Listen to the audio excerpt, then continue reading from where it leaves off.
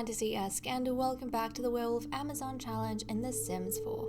In the last chapter, Eugene experienced his first transformation into a grey and blonde werewolf under the full moon. He was doing homework with Prince Elmer and Prince Harvey when he turned.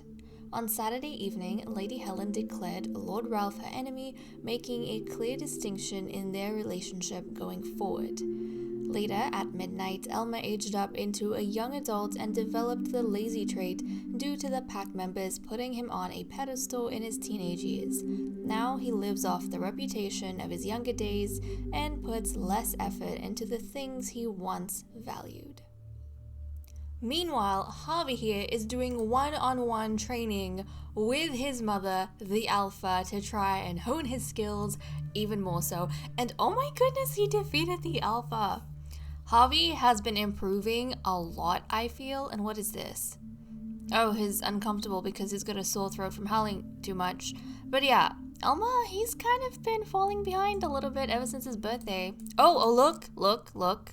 He has actually picked up a sword. But you know what? I don't think, before I feel as though Elmer was the one approaching people and trying to do sword fighting to keep, his skills up.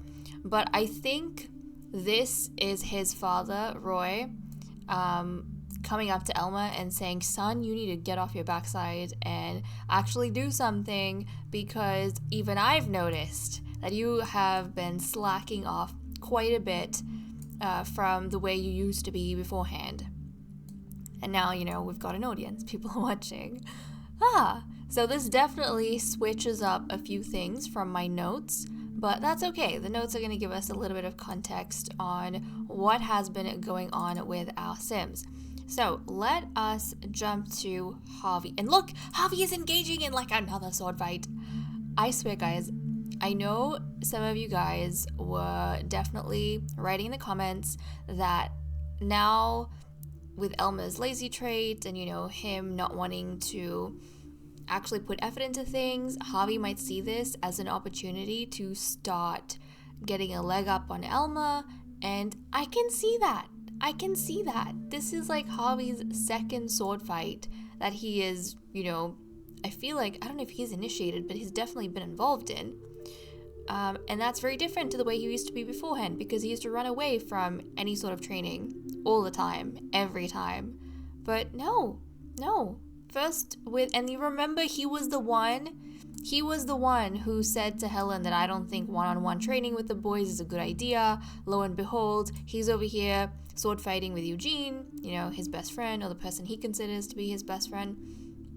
So things are changing, and I'm kind of rooting for Harvey. I'm not gonna lie. I feel like some of us, we know that Harvey's not gonna be good alpha, but we still want him to be alpha because, he's currently our favorite.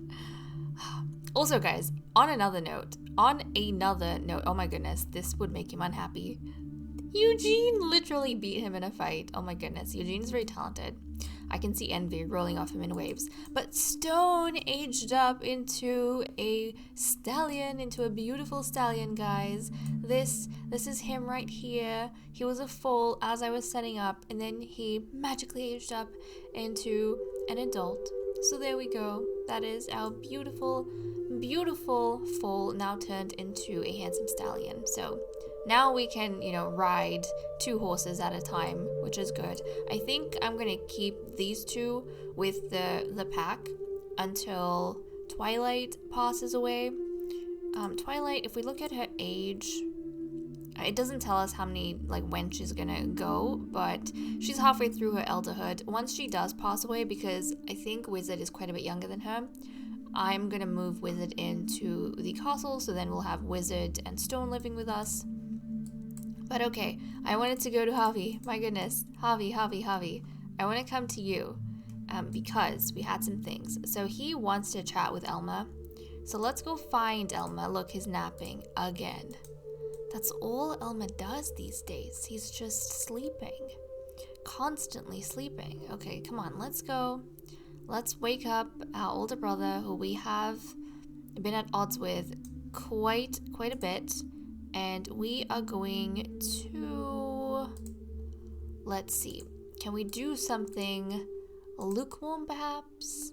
Oh, Okay, I don't know what that socialization was, but it was something. Anyways, he seems to have taken control of his own accord. But Harvey wants to chat with Elmer and congratulate him on his young adulthood. He's been noticing that his older brother has stopped training with swords as much and has become a little lazy. Obviously, Harvey likes this version of Elmer much better because it means he'll have an easier time surpassing him. So now that he is seeing Elmer kind of step down and be less competitive, Harvey is starting to see Elmer in a better light, as he does with everyone that is inferior to him. So now he's thinking, oh, if I just put a little bit more effort in, I will have no problem surpassing him. So he's kind of gaining his confidence again because of the way Elmer is acting. So that was one thing. The next note we have is with Ada. She wanted to cloud gaze with Julia. Obviously, I cannot do that anymore, but I am going to go find Julia, who is very, I don't know what she's doing right now, but we are going to just socialize with her. Let's just go ahead, not funny story. Do we want to gossip? I don't know if we want to gossip. I don't know. Maybe we'll just... You know what? Discuss sword fighting techniques? We'll discuss sword fighting techniques with her. Because it's kind of... maybe it's not relevant. Maybe it is. We'll discuss sword fighting techniques with her. So, is Julia coming up? I don't know why she's so angry. Oh. Overwhelming aggression because of her temperaments. Right. Okay. She's being temperamental. That's all. That is all. She's just being temperamental. Okay. So let's chat with Julia. Ada wants to cloud gaze with Julia and share her concerns about the princes, in particular the confrontation she had with Harvey. She believes he is going down the wrong path, and if no one stops him, the whole pack will suffer. But Julia's gonna tell her that she's overthinking things and not to worry, which I feel is pretty sad because we know for the past couple of chapters, Julia has been trying to get Ada to open up to her about, issues and problems. But then when Ada does open up about her issues and problems, then suddenly Julia doesn't take them seriously. Like, look, what is this? It might be a coincidence, but Ada can't shake the feeling that others are judging her. See? This is what she gets for opening up to Julia. Julia's constantly saying, you need to tell me so that I can share your burdens and I can help you. I'm the alpha, I will help you. And when Ada finally tells her something to do with her own son, Julia's like, oh, you're overthinking things. So, now I feel like Ada's just going to go back into her shell. But there we go. That was something that happened between the two of them. And then not Ada, but Julia, she wants to ask Ada about her day, aka check in with how she's doing, which is frustrating, isn't it? Like, you literally you shut her down. You just shut her down. But she's going back up. And Julia wants to check in with Ada about Elmer, though. So she's got a different thing. She's got a different topic on her mind. He is her favorite son, but he hasn't touched a sword since his birthday. That was true up until he started sword fighting with Roy. And he spends a lot of time napping instead of reading. He's always been able to look after himself, but this is not how she expected him to turn out.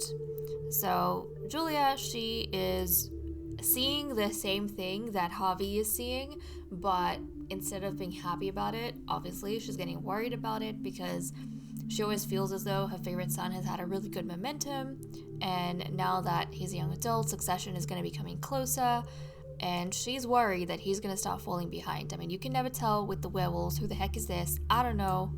Dude, I don't know who you are, but you are going to be promptly destroyed. I don't know how you walked in here, why you walked in here. That's right, go away. This is a private lot, okay? We're private people. Anyways, we are going to go down and get Ed to blow out his birthday candles because it is his birthday. He is aging up into a teen, so that's exciting. And I thought we'd just have his birthday at the museum. Who the heck is this? Why is she here? Why are these people here? I don't know. It's okay. We don't stress. We just destroy. Right. We are going to... Oh, Helen and Julia have become good friends. That's interesting.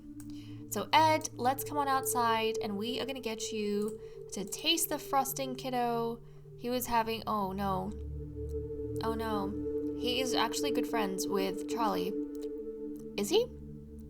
Is he though? No. He's best friends with Edwin, isn't he?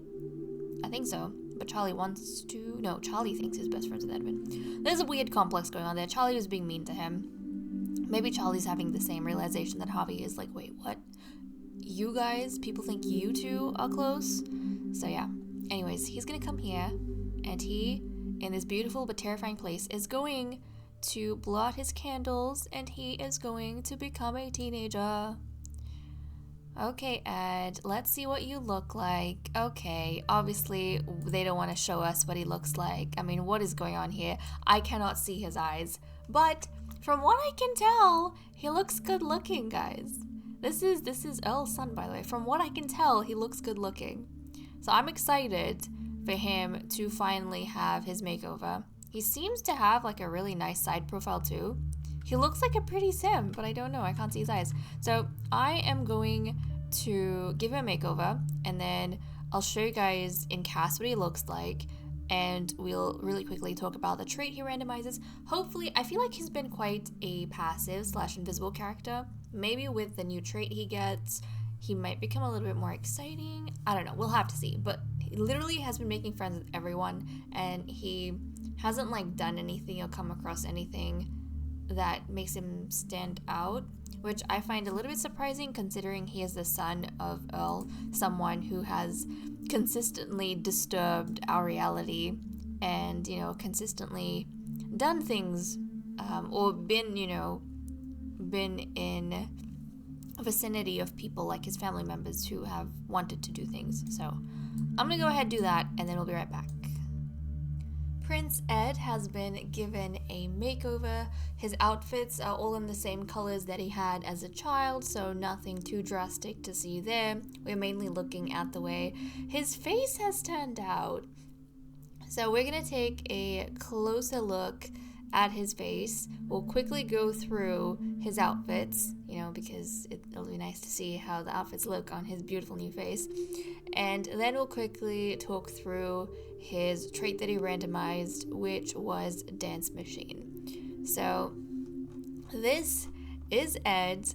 Guys, I can definitely see his father on his face quite a lot more than when he was a child. I have to say, when he was a child, I personally feel as though Ed looked the plainest out of all the boys. There was nothing really to make him stand out to me. But as a teen, he's actually very good looking. I think he's better looking than his father. I think he took really good features from both parents, and he's better looking than his father. But this is him. I like him a lot. And I think this hair looks so cool on him. And he's got like such a pretty side profile. Not gonna lie. Okay, so this is his everyday wear. We have his formal wear, athletic outfit. I was wondering whether I should give him the white armor for the Sons of Soul, but then I remembered that I did say I would give all the boys the white armors like in this generation from when they aged up into a young adult, and then in the future all the boys from like baby onwards or child onwards would have the right armor color. So I think I'll stick with that so that I don't get confused. It's going to help me with my spreadsheets and everything that I do in the background. His sleepwear, his party wear, swimwear, hot weather, which is the same as every day, and then his cold weather outfit. So now let's go through his trait. And since he is a teen and this is the first time we're taking a look at a teen in cast, I probably will show you guys his werewolf form as well. Should we just go and do that? Okay, this is his werewolf form. So he has a plain but dark brown werewolf, which I think looks cool. Okay, so with his dance machine trait, I personally feel like Ed, being more or less the invisible child who's kind of friends with everyone, has always preferred in his childhood to kind of sit back and watch the drama happening around him. Just because he's not a part of the drama doesn't mean he doesn't see the drama. And he's been able to tell that some of his brothers have rivalries going on. Some of them have kind of misconstrued emotions or like perceptions about their friends, and he just doesn't want to be part of that. He really doesn't. And he has been kind of stepping back from all of the crazy physical stuff. I mean, he did his part when the archery contest happened at the very beginning, but ever since then, he hasn't been showing off. He hasn't been going above and beyond to try and be as strong as the others, to gain status, to be loved by everyone. He's just being loved by everyone without trying so much. But he's been actually, I think, trying to fade into the background so that he doesn't get caught up in the fights that are happening, the little arguments, the tension, the boiling tension that's happening. I think he's pointedly trying to avoid all of these things. So after witnessing, especially towards the end of his childhood, what's happening between Harvey and Elma, he has become more of a party boy. So he's like a party prince. He cares more about his own enjoyment, what he's doing, not really trying to get a leg up on other people, not trying to undermine other people, kind of not minding other people altogether, and just focusing on his own enjoyment and the present. I don't think he has big goals. I don't think he thinks too far into the future. He is all about having fun, and probably because of that, nobody views him as a threat, and everyone likes Ed because Ed's not going to take anything away from you. But I'm actually really liking the personality that is turned into, the middle child being the party prince. And to be honest, he looks like a party prince to me. Like, a good looking party prince. So there we go, guys. That is Ed. I was almost about to head off into the castle, but then I remembered that we have to complete the training for Ed, and the first person he goes to talk to is Harvey, and he wants to show off his outfit. Yes, we are very impressed with you and very proud of you, but we need to get Helen out here. You have a sword. We need to get this training underway, so I definitely want to do that. Best believe everyone's going to be keeping a very close eye on you to see how you perform. He's been mediocre, because right now he's third. Actually, I shouldn't say he's mediocre, but I suppose he is. He ranks third place, and Edwin, his best friend, ranks fourth place. Yeah. So he and his best friend, that's interesting. Yeah, that is very interesting. He and his best friend, they're kind of like, the mid-range werewolves. They are not the best, they are not the worst. They're kind of just in the middle. Meanwhile, Elma is the best and his best friend is the worst. These two over here. And then Harvey, our villain, our very secretive blue-eyed villain. He is definitely one of the best werewolves. He and Elma are the two best, but he's always feeling inferior to his brother. That might change this time around because Elma suddenly become lazy. And then Charlie, he's one of the worst. He's one of the worst alongside Eugene, our really mean-spirited prince, a mean-spirited troublemaker. But everyone, no doubt, is going to keep a close eye on Ed to see how he does.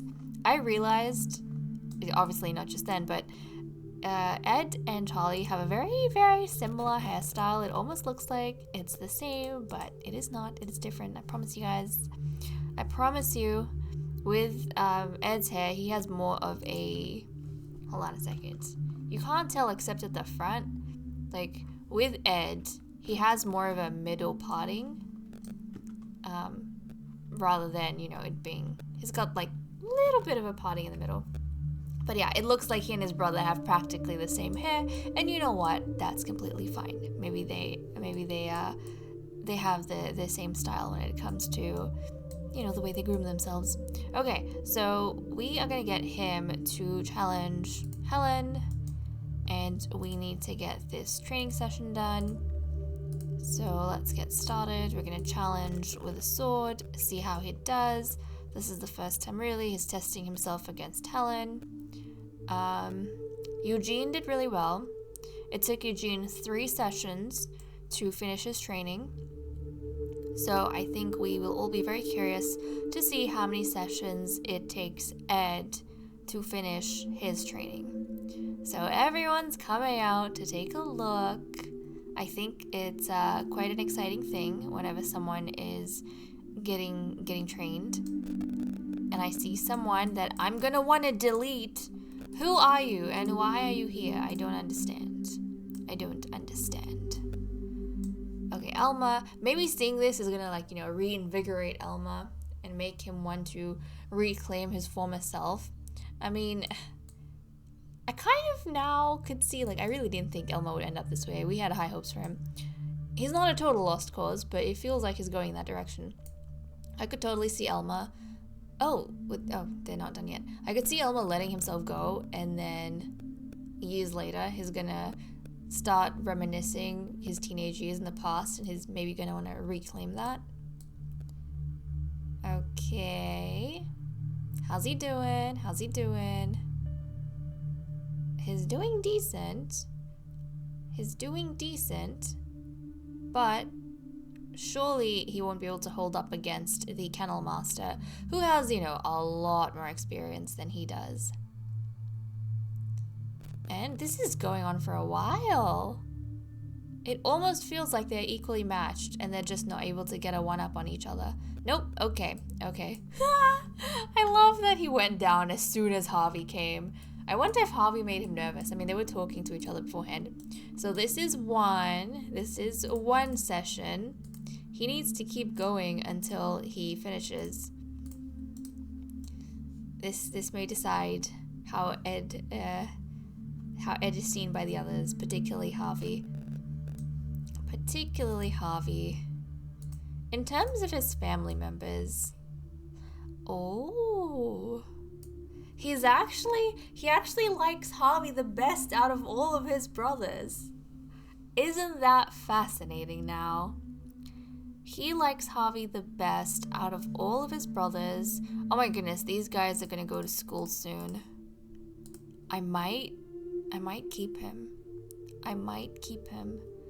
Or I could just note down how many sessions he's had. Maybe I'll do that. I'll note down how many sessions he's had, and then we can continue it later if he doesn't win this one. But nobody's as good as Elma was. Elma. The way some people, they just, completely fall apart. I also want someone to take Stone on a ride. I don't think Stone has gone on a ride with anyone just yet. So I think that'll be exciting. Maybe we'll we could send one of the ladies or Elma out, because the youngsters are gonna go off to school soon. Oh, he's dodging. Is Harvey bored? Did Harvey go back inside? Yeah, his favorite brother came out to see him. Oh my goodness. He won. He finished his session. He finished training in 2 sessions. Guys. He's better than Harvey. I wonder how Harvey's gonna feel when he hears about this, because he was out there the first time and his brother lost, and then, he was placated and very happy and he went back inside. But then he won the second time around. Whoa, this is significant, because if we look at the history of our princes so far, Elma finished his training in one match or 1 session. Ed finished his training in 2 sessions. Eugene finished his training in 3 sessions, and Harvey finished his training in 4 sessions. So if we are to look at the current ranking, obviously this doesn't count. Nobody keeps count of this. It's just, training. But if this is any indicator of what the rankings might be like before Succession or during Succession, well, it's gonna be Elma, Ed, Eugene, and then Harvey. So, this boy has potential. He's a party boy. So you know what? Harvey might actually be thankful that his brother Ed is so uninterested in being alpha. He just wants to dance. He just wants to party. He does not care about all of these power struggles, petty power struggles. They are not his problem. Okay, does he have academy? He doesn't? Okay, I guess he starts from tomorrow because today was his birthday. Well, coolio. Okay, in that case, I'm gonna send I'm gonna send someone from the people remaining to go horse riding. Particularly, I could send them out with both horses, but I want someone to ride with Stone, preferably. So let's see, we have a 2 and 50. 2 and 38. 5, 3. Okay, so we're gonna send Ed, actually no, Helen. We're gonna send Helen out. Wait, hold on. Young one. She has more of a relationship with who? Stone or Twilight? Actually, she has more of a relationship with Stone. You know what? I'll send her out with Twilight, and I'll send Ed out with Stone. I think we'll do that. We shall do that. So, honey, let's get changed into your armor. Oh, I didn't even get the, silly me, it's okay. I didn't even get them to change into the armor for the training. I'll get them to go horse riding in the armor, okay? Okay, there we go. We'll do that. We'll make up for the fact that I forgot to change them into their armors. We're just gonna we'll send them horse riding so they look like lovely knights on their beautiful horses. Okay, you go with Twilight. And guys, correct me if I'm remembering wrong, but I'm pretty sure Twilight was brought to the pack by Catherine. It was a gift from Catherine's family, and then Wizard was a gift from Lily's family. Isn't it crazy how they both died? They both died. They're the ones who gifted the horses, and they both died. Okay, you go for a relaxed ride. No, don't get down from the flippin' horse. That's not what I said. That's not what I said. Don't get down from the horse. Mount. No, don't Come on, mount. No, I'm clicking on the wrong thing. Mount. Mount. You have had, like, as much experience with the horses as the kids, which is a total embarrassment. You should have way more experience than they do. Come on. Get on the horse. Let's go for a ride. Don't you dare come down. I don't know why she's dazed. She's delirious. Oh, she's ill. Oh, well, I'm sorry then. But we don't care. We want you to go for a ride. Thank you. Okay, nice. And now, Ed can take a break from dancing for a moment, and he is going to go riding with Stone, who he is friends with, so that's nice. He is friends with Stone. He's gonna go riding with Stone. Okay, excellent, excellent. And here we go. You know, part of me kind of wondered whether Ed... Look at how pretty Stone looks! I went ahead and gave him a white bridle and saddle. I think that looks really cool. We're gonna go for a relaxed ride. Oh, look at him! I keep thinking Stone's a girl, but Stone is not. Stone is a boy, guys. Stone is a boy. I keep thinking he's a girl, but he's not. I need to remember, he is a boy. He's a stallion. He's a handsome boy. But, what was I saying? A part of me kind of wondered whether Ed might end up becoming good friends with Elma because, you know, Elma and his father have a secret that obviously he doesn't know about. But I thought maybe if they got close, then Elma would have one more person to share his secret with. But his favorite brother is apparently Harvey. So, you know, that kind of went out the window.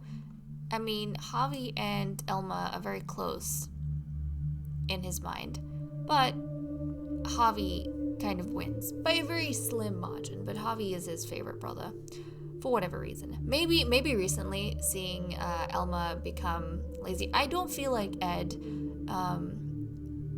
prefers to participate in the power struggles within the pack, but maybe he's kind of just, like, you know, standing on the sidelines and thinking, oh, I wonder who's going to win. And he feels safer kind of just throwing his weight behind the person who's going to win. Or he prefers to, you know, stay neutral but extra friendly with the person he thinks is going to be on top. and ever since Elma aged up into a young adult, it kind of is seeming like Harvey might end up on top, so he is more or less throwing his weight behind Harvey in support, which is interesting. So, okay, I am going to catch up with these guys at a later point when we are back at the castle.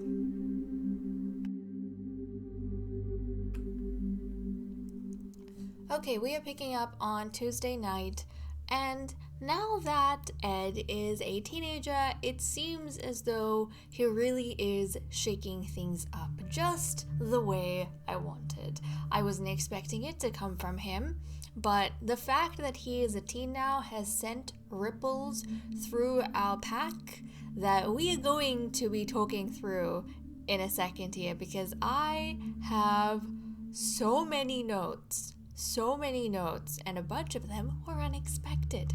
But it's going to be exciting for us. So we're going to start off with Ed, of course. All the kids have gotten their homework done and their extra credit work, and I keep forgetting that Elma no longer is leading the homework crew because he's not a teen anymore. I keep forgetting. We are going to get Ed to chat with Lady Ada, so let's go track her down. She's over here. Let's discuss dance techniques. Heck yeah. I mean, he's a dance machine. He's a party boy. He likes that. But Ed wants to chat with Ada and make a comment about her involvement in Helen and Ralph's relationship. He's been observing her comfort Ralph, but she's also the reason that whole partnership is a mess. Now, I have to say, Ed is in no way pointing fingers, and he's not exactly telling her to fix herself up. No, he's just sliding, a casual comment from an observation he's made. Because some of you lovelies were saying in the comments that the boys in this generation probably don't have a very good impression of fated mates. I think you guys were specifically saying Edwin might not have a good impression of fated mates because of his parents. But then I thought, you know what? It's the same situation for all the boys because none of their parents are in happy relationships. None of their parents are with their fated partners. Some of their parents are even dead. The only fated partner that is alive, or the fated pair, they don't even get along well, but it's okay because Ed is dancing his life away. So, yeah, that's just, I think, something the boys are used to at this point. They haven't seen anything other than a disastrous fated mate pair. So unless they go through something on their own, they might not realize the strength of that sort of connection, and I'm really hoping someone in the next generation is going to value that connection. So that was the first thing we had to get done. And then it really picks up. Then it really gets exciting, guys. So we are going to jump to Master Eugene here. And Master Eugene wants to officially court Ed because he is in love with him. So he has this whim to ask Prince Ed to be his boyfriend, or you guys know I refer to that as officially courting. So yeah guys, this is happening. So we need to take Eugene down and line up some interactions, which honestly I did not even expect. I didn't even, actually, that whole single thing, we don't need to do that. That's just, we don't need to ask him. We know he's single. We could just ask a risque question and ease into it. We can compliment his appearance, use a bold pickup line. I can totally see Ed as a really attractive, sort of player prince, and it totally makes sense to me why people would be smitten with him as soon as they saw him. It is no different from Eugene. But anyways, let me read out the note I had. So Eugene wants to officially court Ed because he is in love with him. They are stepbrothers, but werewolf society doesn't view them as blood relatives. So, it's okay for them. For the longest time, Eugene has had his head in his book. He and Ed have been in different circles throughout their childhood.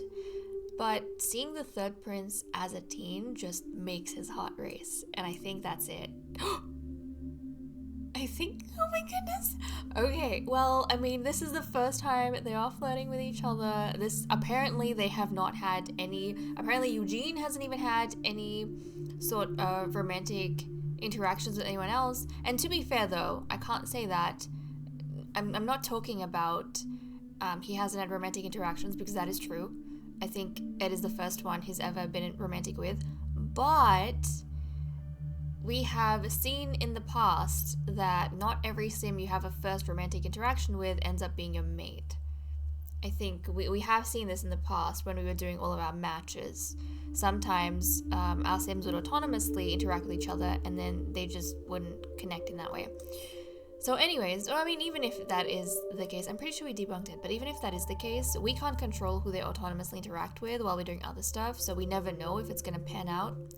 Anyways, guys, Master Eugene has found his fated werewolf mate.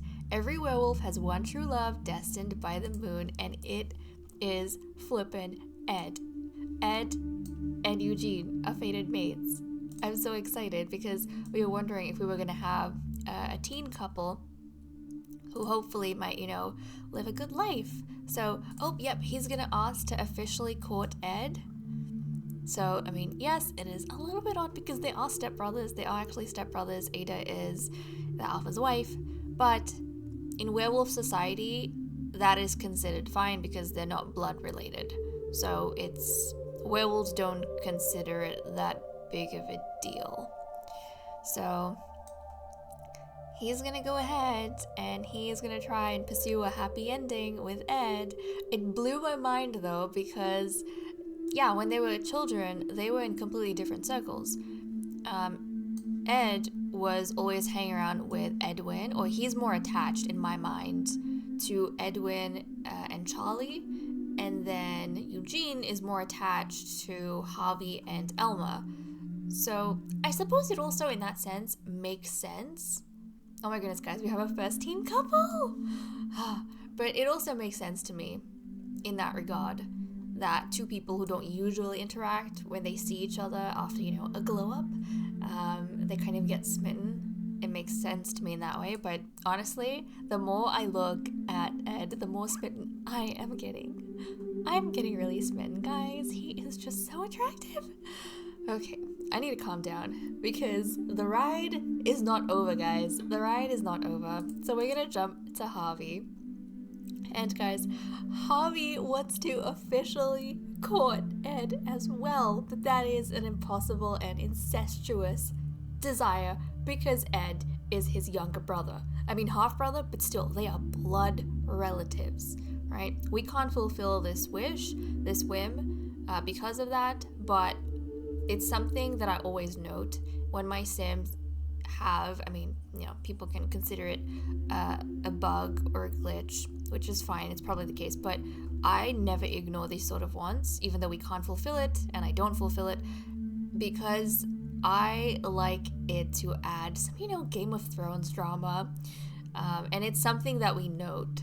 It is something definitely that we note, even though we cannot fulfill it. So anyways, Harvey wants to court, Ed. Werewolf Society condemns such matches, like I said, because they're blood relatives. When Harvey found out that he was Ed's favorite brother, he felt flattered. At first, he thought it was because Ed was younger, inexperienced, and not a threat. But even when Ed surpassed him in training, Harvey didn't feel bad. Now he knows it's because he has unnatural feelings towards his younger brother. That's right, guys. So I just had to show you guys the wants he had over here. I was wondering what's gonna happen when Harvey finds out that Ed did better than him in training. And then when Eugene had his whim and he wanted to officially court Ed, I was thinking, oh my goodness, how is Harvey gonna react when he finds out that his best friend is in love with his brother and that his best friend is smitten with his brother and that they might potentially be in a relationship together. But then everything got turned on its head because Harvey wasn't, feeling possessive in this case over Eugene. He was flipping in love with Ed as well. So we had a love triangle going on. a very wild love triangle, but a love triangle nonetheless. And thankfully, he has the polyamorous trait, all the werewolves do, to, prevent chaos, like the kind that Helen is wrecking all over the place. So, that was wild. That was very wild. But that was like the craze between these three. That was a love triangle craze, but we have a love triangle, guys. Okay, and now we are jumping to Elma. So Elma here wants to chat with Lord Ralph.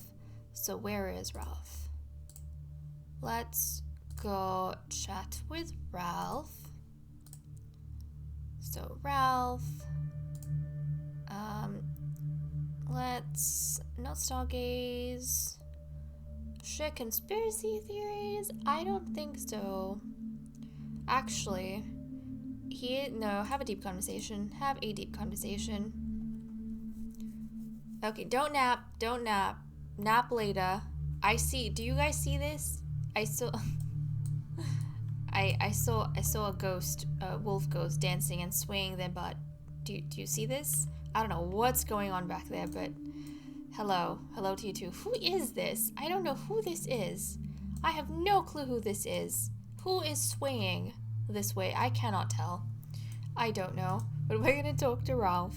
So Elma wants to chat with Ralph because he likes the lazy, relaxed atmosphere they have. I mean, both of them have the lazy trait. Unlike the other lords and ladies, Ralph is never pushing him to do more and live up to his reputation, so it feels good to be able to wind down with someone without any judgment. That's something that has started irritating Elma. Everyone's worried about him and everyone's telling him to, don't let go of himself and he needs to step up and, don't forget the reason why everyone really liked you as a teen. And it's kind of irritating him because it is not him anymore. It's against his current nature. And Ralph is the one person who doesn't seem to talk about that or push him to do that, so Elma really appreciates that. Next up, we have Helen. Okay, Helen already apparently has done her wand autonomously, but I'll just talk through the note I had. So Helen wants to chat with Charlie and give him some pointers on strength training. He is the weakest of the princes, but things will start getting more serious once he is a teen. Only Elma, Harvey, and Eugene will be young adults at the time of the succession, and everyone else will be teens, so Charlie will have to pull his weight. So I had a look at the calendar, and by the time we have the succession, which is going to be at the beginning of winter, pretty much as soon as Julia has her birthday into elderhood, as soon as she becomes an elder, then we are going to start the succession process, and as soon as the succession process is complete, she is going to die because the poison that is in her blood, along with the burden of the curse, is going to kill her. So yeah, that is something that is going to happen. And so when I'm looking at the calendar, only Elma, Eugene, and Javi are going to be young adults by the time we do that. The other kids won't be able to have their birthdays in time. They are going to be teenagers. So at this point, initially I wanted to have the boys fight for the roles in their werewolf forms, but I don't know if teens can fight young adults, or / adults. I don't know if teens can fight people older than them, basically. So we'll have to see what the age spread is like. If that is a problem, then I'll just determine the succession based on sword fighting, because I know that teens and young adults can do it, and teens can fight with people older than them. That is no problem. I remember when we were playing with vampires, the teens couldn't spar with, they couldn't have a vampiric fight with sims older than them. Teens could only fight teens, and then the older sims could fight each other.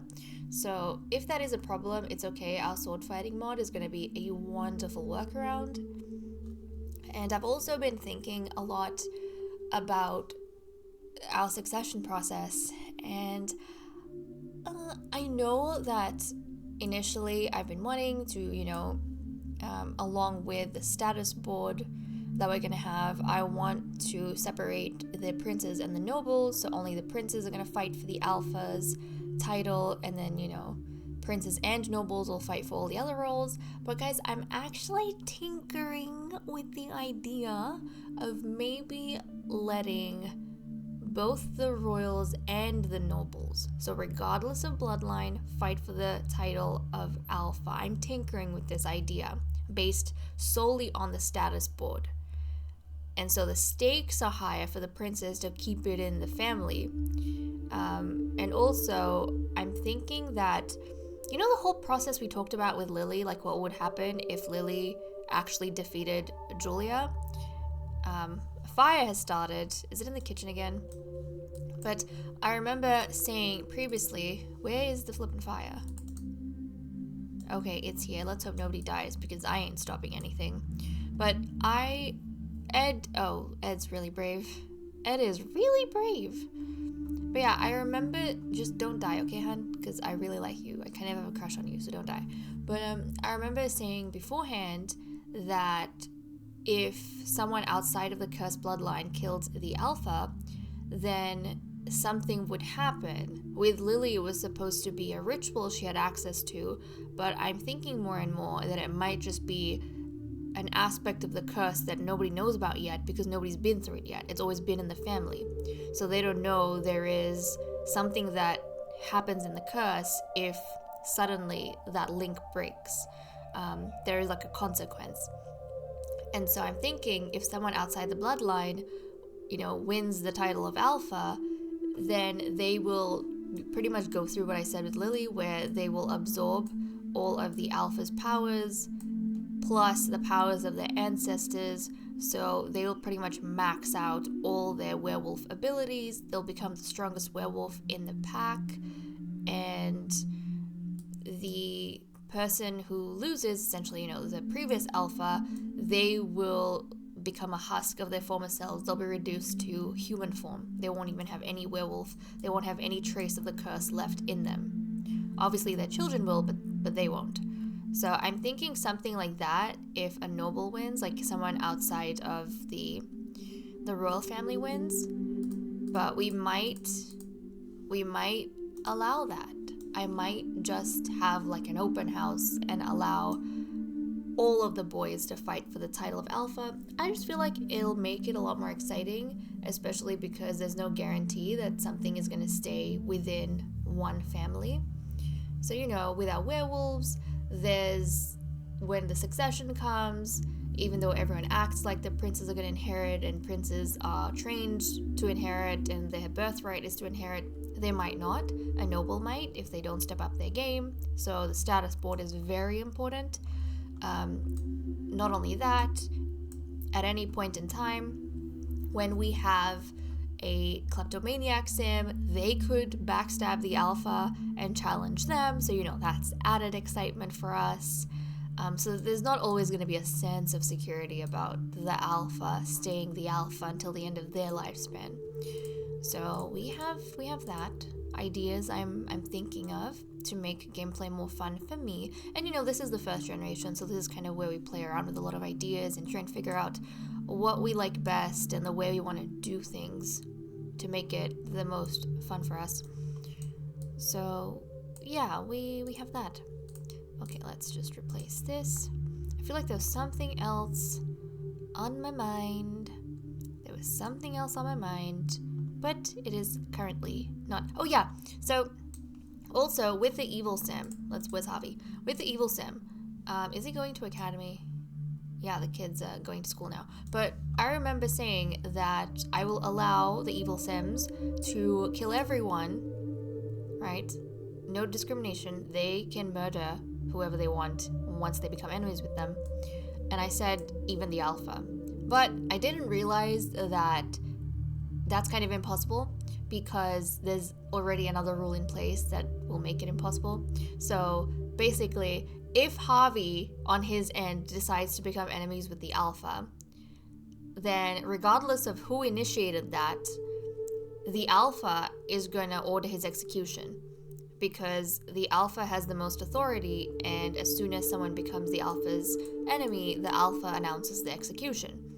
So when and where is he going to have the chance to kill the alpha? Unless we do something where an evil sim, we could have that actually. We could have that, where an evil sim could maybe battle with the alpha, and if the alpha wins, the evil sim gets put to death, or if the evil sim wins, then the alpha dies and they take over. I don't know. I'll have to see how I feel about it when we get to it, but I thought of that. Like with a klepto sim, it makes sense that they'd want to steal the crown, so to speak. But with an evil sim, I don't know, they might have the same sort of ambitions.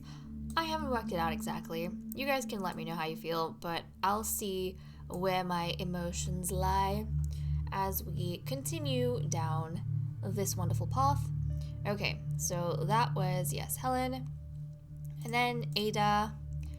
Ada wants to ask Queen Julia about a day. She wants to check in with Julia. So can we, hold on.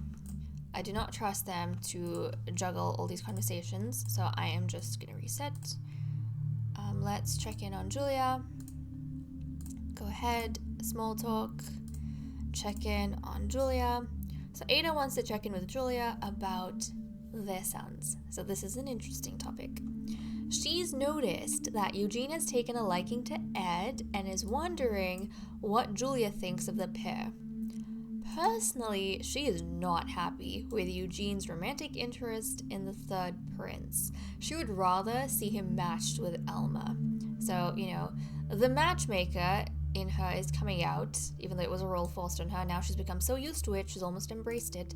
But she doesn't really like Prince Ed. You can kind of see down here the comparison between the relationships. So that's why I say that. She doesn't really have a high opinion of Ed. He's kind of like a mediocre to her. And she doesn't see why her son would be romantically interested in him, and she thinks he's a bit of a distraction. So she's been very supportive of Eugene this whole time, but when it comes to his love life, she's not supportive. She quite clearly is biased towards Elma, and Julia also has high hopes for Elma. She sees potential for Elma as the future alpha, and she feels like he is the most beneficial to her son, and she would rather Eugene be with Elma. But as we know, I don't know if they're aware of it yet, Eugene and Ed, they are fated mates. So it's not like Eugene, we never know. But I don't think Eugene's going to want to back up and, go for his best friend. So I suppose for him, his best friend is his best friend, and he doesn't see him as anything more. So, okay, with this news, Julia... Oh, I suppose she's already spoken to Will. Anyways, I'll address that note. So she was, she's already done it. Anyways, maybe she noticed something too. But Julia wants to chat with Will about emotional attachments between the youngsters. It's an awkward topic given a careless moment long ago in the history of siblings, but he is the shepherd and she feels as though he can see through the children's feelings. So Julia must have noticed something because earlier on, it's Wednesday morning now, almost midday, but on Tuesday night, the previous night, she might have noticed that Eugene and Ed stole a moment together, and she saw that between them, and then she sought out Will so she could consult him and kind of see how he saw it or how he felt about the kids.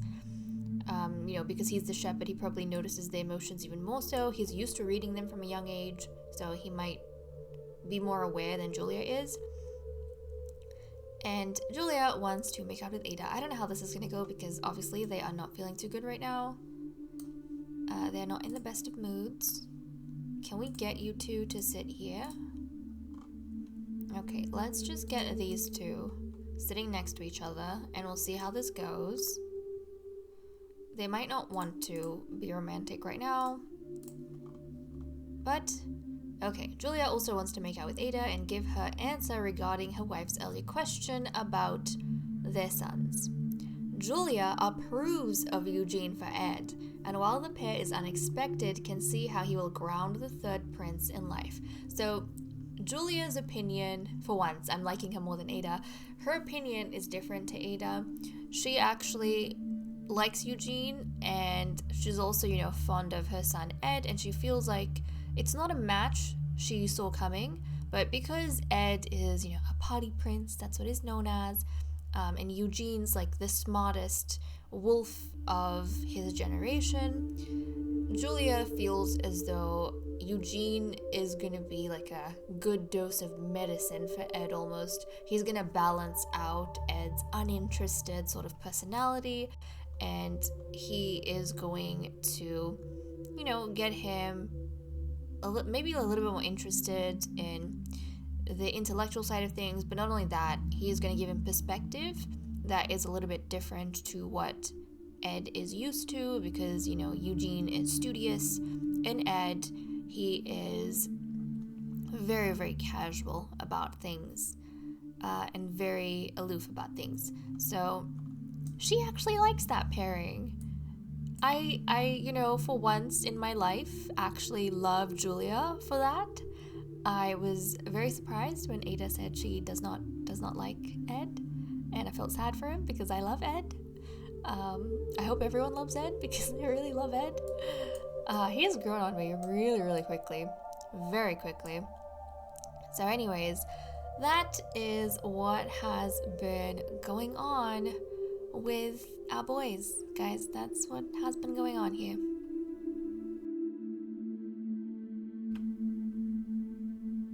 We are picking up on Wednesday night, and thankfully this time around we only have 2 notes to go through. But guys, I just had to show you all these 2 right here because I was just trying to get the kids to take the horses for a ride. Unfortunately, I have been unsuccessful in trying to get Charlie to stay on the flippin' horse and actually go on a ride, but I did want him to at least mount Stone because when I was trying to set this up, I noticed that they look like each other. Charlie looks like the, werewolf version of a horse, or a werewolf version of Stone, and Stone looks like the horse version of Charlie. I mean, look at these 2. They both have blue eyes, they both have the white mane, and they, in this case, Charlie's wearing brown armor and, chocolate armor, and then we have a chocolate coat on Stone. So I was just blown away by the fact they look so similar. It feels like they are meant for each other. And I love that. I love that.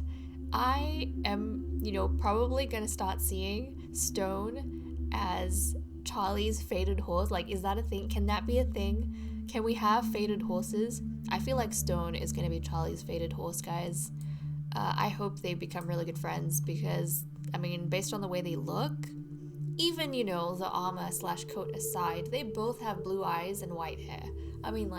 Come on. They're totally supposed to be fated, horse and rider. So I love that. I don't think he's going to go on a ride. He's going to dismount. He's been doing that the whole time. So I'm not too surprised. But let's go through the 2 notes that we did have. So the first note was with Prince Ed. So he wants to be friendly with Master Eugene. Let's go find Eugene. Now there was an interesting incident. I don't know why the heck everyone's in here, but there was a fascinating incident that I didn't record but happened off camera. So before we came here, I try and do all the homework off camera because there's just so much to do with all the kids and I don't want to bore you guys by sitting through the homework. But everyone was in the basement where we have the wedding hall, and they were at the round table all doing homework together, all the kids and the teens, and Eugene was sitting across from Ed. They were kind of passing looks to each other while they were doing their homework, and Harvey noticed, and then out of nowhere Harvey started being mean to Ed and mercilessly teasing him. So I think he finally noticed that something is going on between Ed and Eugene, and he got jealous, which is why he kind of lashed out at Ed. I think that's what happened, and I'm really curious since then if Ed's favorite sibling has changed. No, it has not. Harvey is still his favorite brother. He doesn't even know his favorite brother is in love with him. Not even a thing happening. He has no clue, but he really likes Harvey. He really feels, I don't know if he would be loyal to Harvey, but he just can't explain it. There's something where he just gets along with Harvey so well, and I'm sure he can see the calculative side of Harvey. But then, sometimes your friends do questionable things, but you can't deny that you don't feel the same way about any other friend. They're just, your best bud, your partner in crime. If they do something terrible, you will justify their actions because of how much you adore them. He kind of feels that way about Harvey, right? He feels that way about this brother of his. So I thought that was interesting, but we are going to get him to, I don't know if you want to ask about woohoo. Maybe he wants to set boundaries early. Maybe he wants to discuss this and, set their boundaries early on. But Ed wants to be friendly with Eugene because he's fascinated by the idea of a fated mate. He's never looked at Eugene in that way ever before, but ever since Eugene's confession, he can feel the pull between them. It's why he agreed to officially court him in the first place. So Eugene, it was almost like love at first sight when he saw Ed as a teen. But it wasn't the same way for Ed. Ed's just always seen Eugene as Eugene. He's never felt compelled by him or, attracted to him or anything like that. Not until Eugene confessed to him and then they realized they were fated mates. Ever since then, he's started to feel this pull that he can't explain. Well, they can explain. It's called being fated mates. So he knows there's a bond between them, and the bond fascinates him, which is why he agreed to be in a relationship with Eugene. So that's what's going on here. I definitely feel like Eugene is head over heels for Ed, way more than Ed is for him. Ed's kind of just exploring things. So that was interesting to me. And the next kind of surprising note I had was with Helen. So Helen, guys, wants to apologize to Lord Ralph. She wants to apologize to him. So where is he? Is he not here? Where'd you go? Is he really not here? Did he run off? It's okay, because we're gonna teleport him. We're gonna teleport him over. Where is she? She's here. Maybe I'll just teleport him on the deck. So let's just get the teleporter out. Oh, the horse is in the garage. That's fine. Okay. Let's... Oh, we don't even have an enemy ship. We don't have an enemy ship area. I'll get Edwin to summon his father. That'll be the easiest. No? Teleport him then? Maybe he's in the vicinity? Yes, well, apparently he's somewhere. He was somewhere.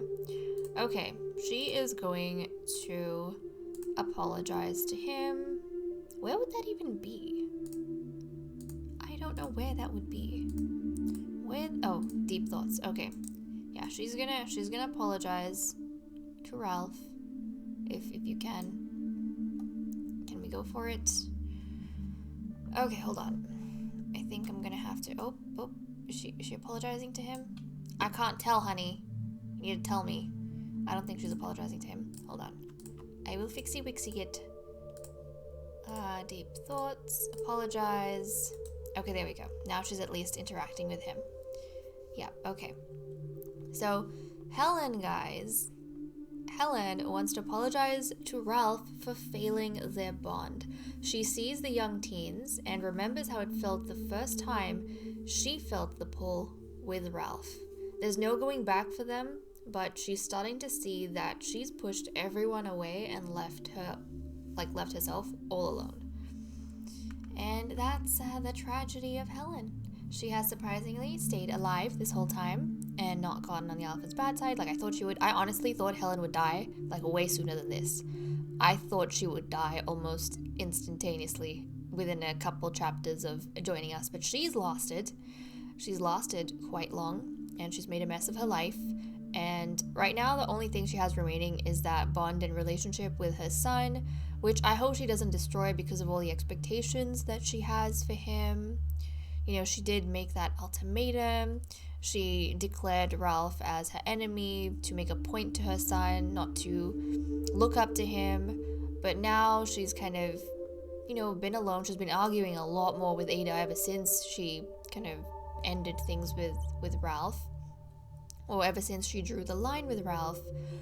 And now, being on her own, she has a lot of time to contemplate, and then seeing Eugene and Ed together, she's starting to feel kind of pangs for the past, and she knows she can't go back to it. She won't try to go back to it, but it's painful knowing that she's done this to herself. But only now is she realizing that she's done this to herself.